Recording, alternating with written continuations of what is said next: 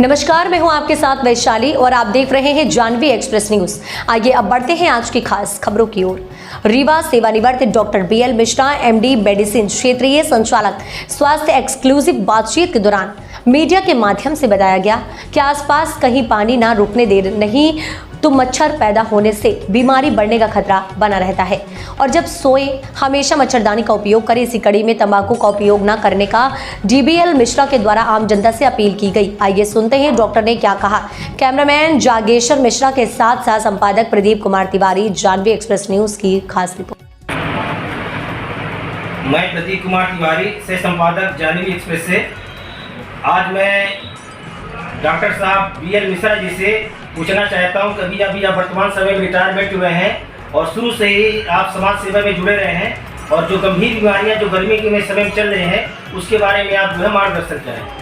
पहले तो हम आपका परिचय जानना चाहेंगे सर। नमस्कार हमारे चैनल में। नमस्कार, धन्यवाद तिवारी जी।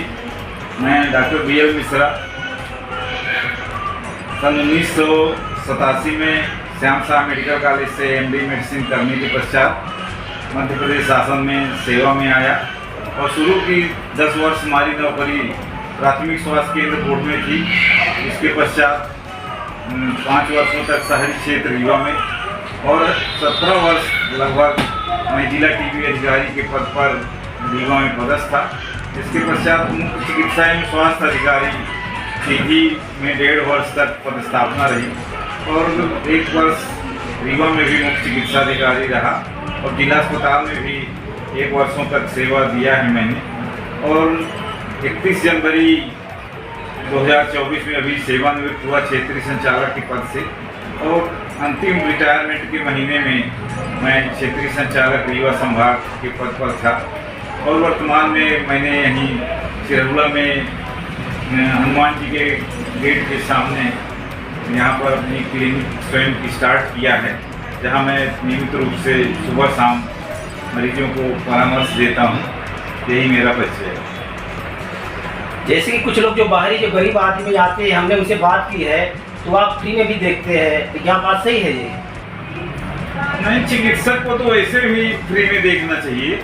ये नहीं है कि जिसके पास पैसा नहीं है उसको भी इलाज कराने का अधिकार है। यह नहीं कि हम लोग इतने चिकित्सक हैं और कोई भी जिसके पास पैसा नहीं है। शासकीय अस्पताल है।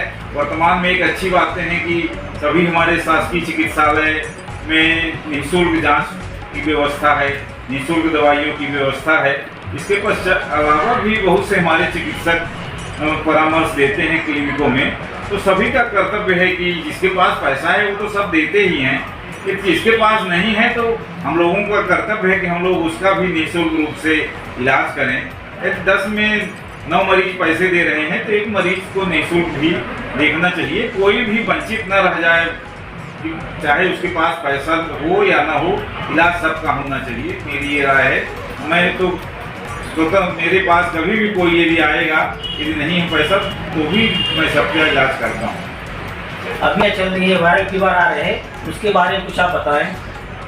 निश्चित रूप से 1-2 महीने से देख रहे हैं, कभी ज़्यादा ठंडी हो गई, कभी गर्मी पड़ने लगी तो लोग स्वेटर जर्सी बाहर निकाले थे पहनने के लिए, कंबल रजाई, फिर रख दिया अंदर, फिर ठंडी पड़ने लगी, फिर निकाला, उसी बीच में ठंडी पड़ने लगी। घर से निकले गर्मी है, रात को लौटते समय ठंडी हो गई, तो वातावरण हमारा शरीर एडजस्ट नहीं कर पाता है, तो जो मौसमी बुखार के रूप में, जुकाम के रूप में परिवर्तन हो जाता है।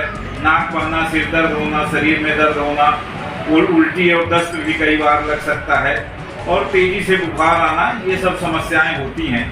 तो इसको ये भी जब तक मौसम के हिसाब से अपने शरीर को हमको सतर्क रखना चाहिए। ठंड के मौसम में थोड़ा देर से नहाएं, गर्म पानी से नहाएं और टोपी लगाए रहें और ठंड से बच के रहें। बच्चों को विशेष रूप से ध्यान देना चाहिए, जो छोटे बच्चे हैं हमारे, उनको ज़रूर ठंड से बचाना चाहिए। बड़ों को भी बचाना चाहिए, वृद्धजनों को भी। वृद्धजन और बच्चे हमारे जो नाजुक होते हैं, जिनको ज़्यादा गंभीर होने का खतरा रहता है, ठंडी में बचाना चाहिए। अब तो गर्मी आ गई है, गर्म के मौसम में भी ये बुखार भी कई कारणों से आ सकती है। हम देखते हैं कि मलेरिया, यद्यपि विगत कोरोना के समय से मलेरिया में काफ़ी गिरावट आई है, जो बहुत ही सुखद बात है हमारे मरीजों के लिए और समाज के लिए और देश के लिए, स्वास्थ्य विभाग के लिए। अन्यथा पहले मलेरिया के कारण देखते थे कि हर घरों में चारपाई बिछी रहा करती थी, लेकिन अब काफ़ी कम संख्या में मलेरिया हो गई है कोरोना के पश्चात। लेकिन अभी भी है। हमारी अब सभी से आमजन से अपील है कि अपने आसपास पानी एकत्र न होने दें ताकि मच्छरों का उत्पत्ति न हो, और मच्छरदानी लगा के अवश्य सोएं।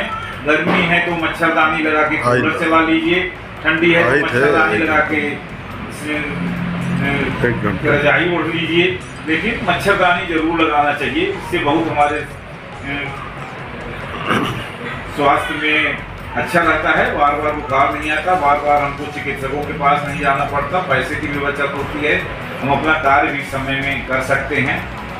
तीसरी चीज़ पेट की गड़बड़ी, जो पानी उबाल कर पिए, यथासंभव कोशिश करें कि साफ पानी पिए, पानी ढका रहना चाहिए। शौच के लिए शौच के पश्चात हाथ धोएं और खाने के पहले भी हाथ धोएं, ताकि स्वच्छता का विशेष महत्व है हमारे खान पान में। यदि हम सफाई का, स्वच्छता का ध्यान नहीं देंगे तो पेट की गड़बड़ी, दस्त होना, पेचिश पड़ना, उल्टी होना, पीलिया का होना, ये सब चीज़ें हो जाती हैं। तो इनको बचाव के लिए ये अति आवश्यक है। कीमती समय निकाल कर हमको समय बैठ के तंबाकू खाते हैं, जो अच्छी बात नहीं है। तंबाकू के दुष्परिणाम भी हैं। और पुराने समय में तंबाकू की खेती हुआ करती थी, मुझे याद है छोटे में लोग खेती करते थे। अब जो काफ़ी कम संख्या हो गई, मुझे दिखता नहीं कोई रीवा जिला में कहीं खेती होते हुए। अब व्यापारी कहीं बाहर से आती तंबाकू, उसमें जो सबसे दुखद पहलू है कि ये केमिकल मिला देते हैं व्यापारी लोग, केमिकल मिला देते हैं, उसको गुटखा में मिला देते हैं। तो केमिकल ये सुगंधित तो रहता है, खाने में अच्छा रहता है, सुगंध आती है, स्मेल अच्छी आती है, लेकिन ये कैंसरस होते हैं। तो तंबाकू खाना वैसे भी जहरीला है, बहुत से नुकसान हैं। और ये समझिए आपकी कुछ कैंसर अभी मुंह से चालू करें, ओंठ से, जीभ में, मुंह के अंदर, टांसिल में,